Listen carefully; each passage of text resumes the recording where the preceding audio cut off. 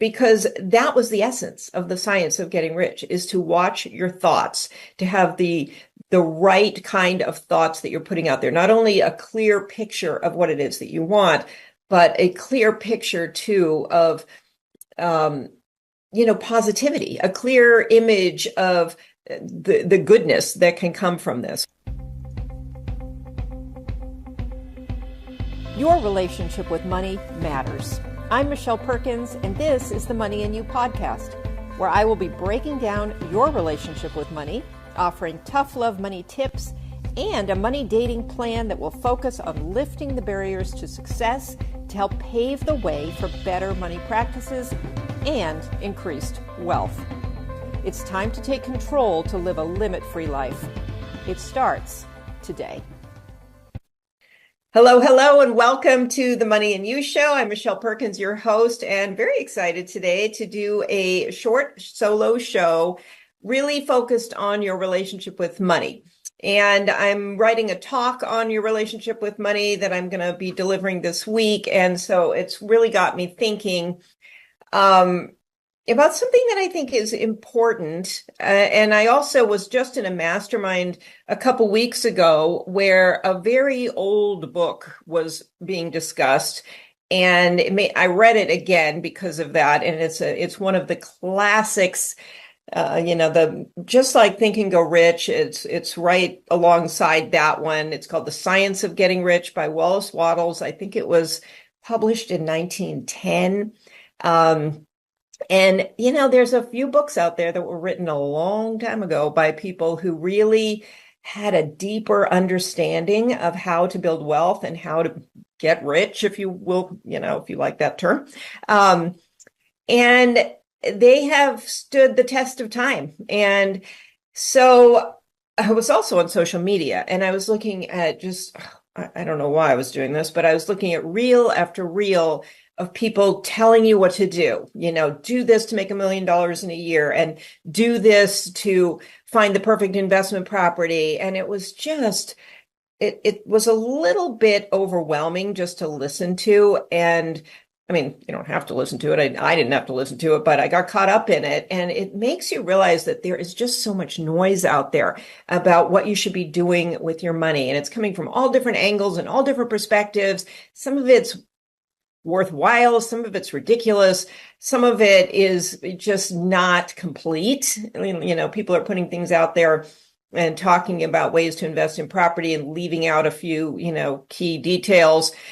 I just found it really interesting how much my head was spinning just watching these things. And I was thinking, for people who are already potentially overwhelmed by, their financial lives or feel like they don't have a good enough understanding of what to do to make any moves, I thought this isn't helping. This is actually super confusing. It's throwing your mind around in a whole bunch of different directions and making you feel like you know actually less than you probably even really do. And so I just, so I was kind of thinking about the range of what I've been listening to, Wallace Wattles from 1910 on one hand, and all the stuff on social media on the other. So it was calming to go back to remembering what is truly foundational about money. And that's really what Napoleon Hill and Wallace Wattles were getting at. Because if you read The Science of Getting Rich or listen to it, you will notice that despite the title, The Science of Getting Rich, there isn't one single to-do, kind of tangible financial thing to do. There's no talk about what to invest in or, how to save your money. I mean, I don't even, I don't know how big an issue debt was back then, but it doesn't get into those things. It doesn't tell you what to do with your money. What it tells you is what to do with your mind, which I found so cool and fascinating. And that really is why these two men were able to stand the test of time, because they sort of transcend all the different things that you can do. And let's be real. As far as the things that you can do, there's zillions of them to make more money, to invest your money, to grow your money, to do all kinds of wonderful things with your money. There's just so much out there. And I think what people often do is they're sort of striving to find just the right thing, or the thing that is better than other things, or will make them just a little bit more, than another thing. And I find that gets overwhelming too, because there's not a lot of point in that. The point is you should just get involved and start doing it. And if you make, half of a percentage point less than you could have doing something else, that's not really a relevant kind of thing.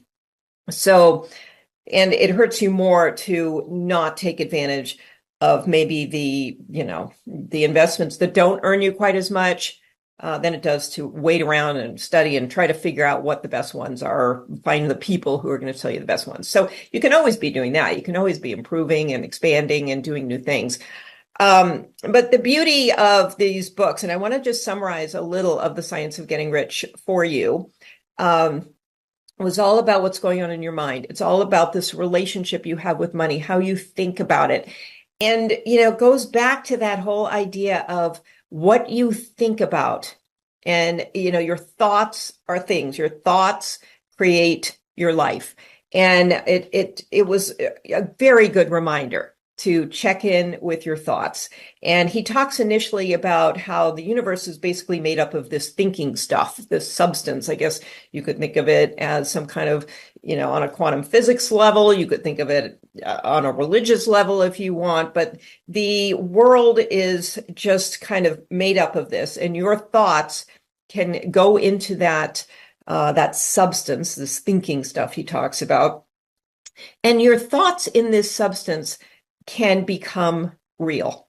And so the idea is to put the right thoughts out there, obviously.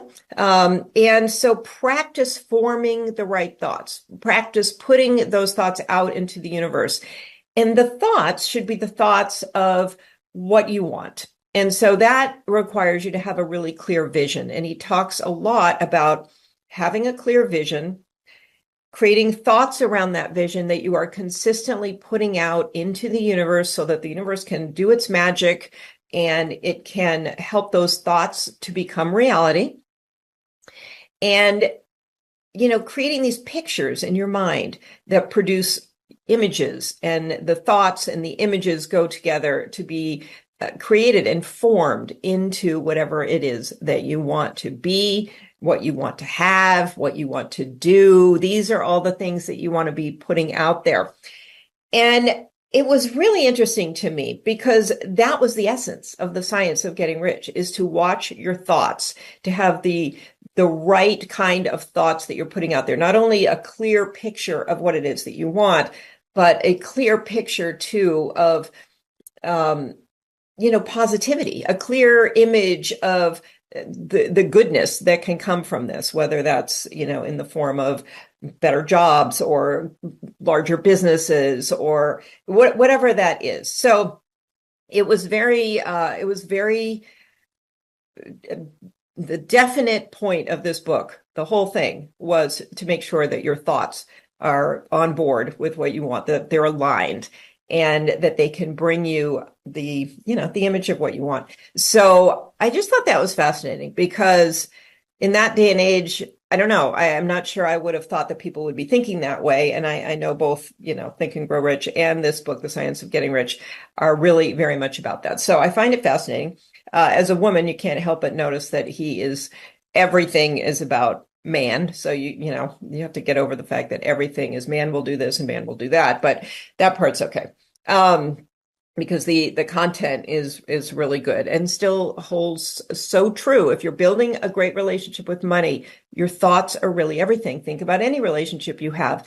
Your thoughts are key. If you're thinking negative things about someone in your life, it's hurting that relationship. And if you're thinking positive things, if you create an image in your mind of what you'd like that relationship to be, that's the starting point toward taking actions to move forward. And that's the other thing that he talks a lot about, is taking action. He talks about gratitude and he talks about taking action, all the things that we hear all the time. But I thought it was so important to just go back to that and just sort of recenter on that when you're getting all this noise coming at you about what to do with your money.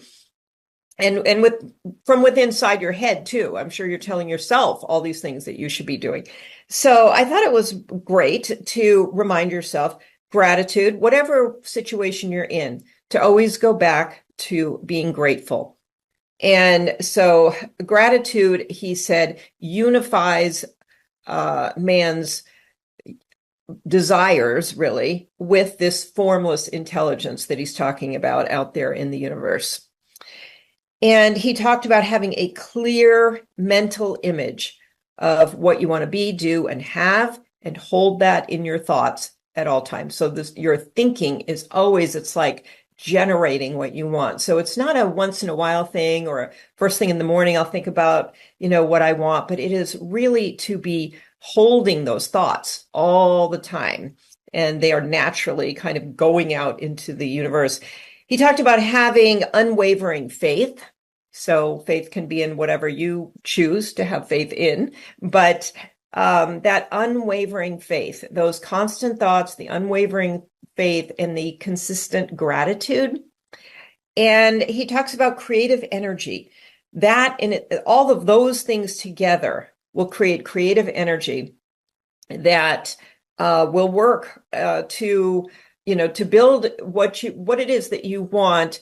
But whatever that is, he talked about it not being competitive energy, but being creative energy, which I thought was also interesting. So anything that you want, you have the ability to get those things or do those things as long as you're putting in consistent action and you are doing it in a way that is creative, not competitive, and is not hurting anybody else. That I thought was a really cool kind of concept of the book, that, go after,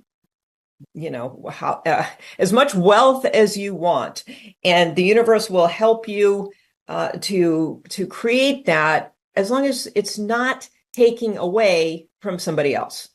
And so that's something to remember as well. So in the actions that you take, making sure that those are actions that not only support you, but support others.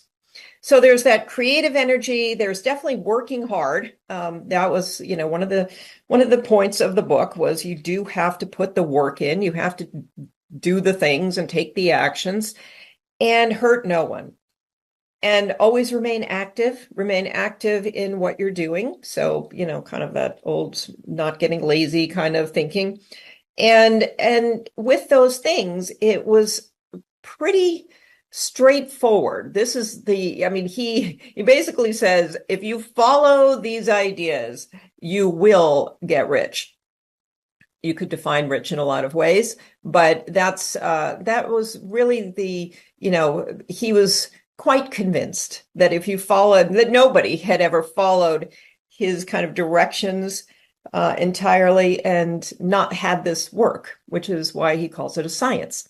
And so realizing the mental images that you want is a beautiful idea. And it takes a remarkable amount of discipline, actually. It's really interesting. It sounds, like, sure, I'll create a mental image and I'll go out there and I'll be grateful and I'll think about it. It actually creates a tremendous amount of discipline. So because we have so many worries and we have so much input, like we talked about before, and it's very easy to go down some very different paths, or we're presented with options that maybe, aren't the proper ones that align with all the things that we've talked about. So really worthwhile book, pretty quick to read or listen to. And the idea is that you could really re-listen to this all the time. Number one, when you want to sort of just center yourself and have some calm in the midst of all the noise out there. And also just to keep reminding yourself of how crucial your thinking is to your financial well-being. And just those few key pieces, there's almost not much to it, but executing that is a little tougher because of the way we think about things and the way we worry about things and the anxieties out there. So I did want to, at the very end of the book, there is a quote, and I wanted to just read that one to you if I can find where I put it. Maybe I can't. I thought I sent it to myself. Here it is.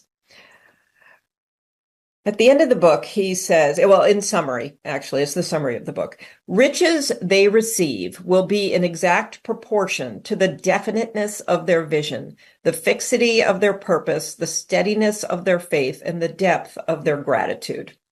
That was from Wallace D. Wattles, The Science of Getting Rich. So I thought that was a really worthwhile quote to put somewhere and keep.